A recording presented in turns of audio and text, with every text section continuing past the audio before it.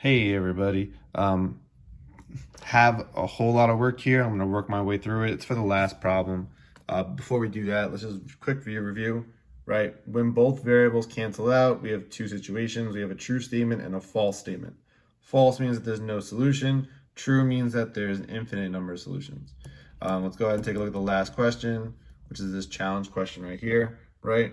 If the system of inequalities has no solution. This idea that no solution is really important. It means I need my x's and my y's to cancel out. Both need to go away.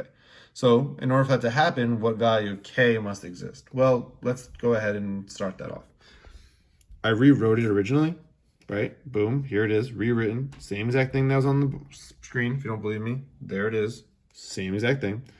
Now what I did was I tried to organize this into all of my x's on top, all of my y's, and all of my constants. If you look, the x's are on diagonals and the y's are on diagonals, so I just simply alternated it. I took the first one as being the bottom equation because it was x first, then y, then -1. So I put my x's, my y's, and my -1.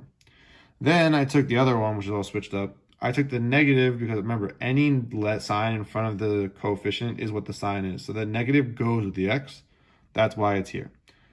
Positive y, and then 0 matches up to 0. So if you look, just rewrote them. I switched these two spaces around to make all the x's and y's line up.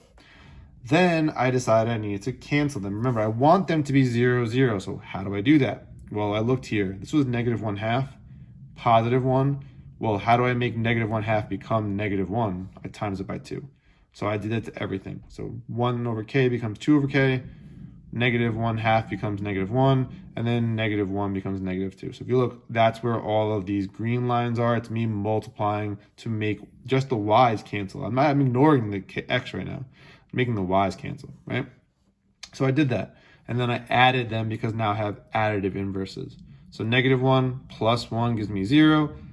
2k plus -2k becomes 0, and then -2 plus 0 is -2. So if you look, we ended up with 0x, 0y, -2. Well, 0 times anything is 0, so 0 plus 0 is 0. So here we go. We ended up with this equation, this inequality. 0 is less than or equal to -2, and that's a false accusation, which is good. We wanted this. We wanted that. That means no solution.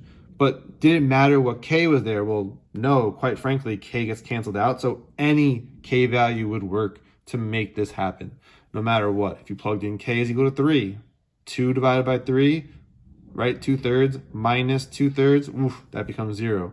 If you make it a 2, 1 minus 1, 0. If you make it a 5, 2/5 plus a -2/5, 0, right? All of those numbers would work. And you can even do the negative side of it. So -2 over, so 2 over -2 would be right here. That becomes -1. If you add it on to, now remember, a negative makes a positive. So you have a negative answer here, positive down here.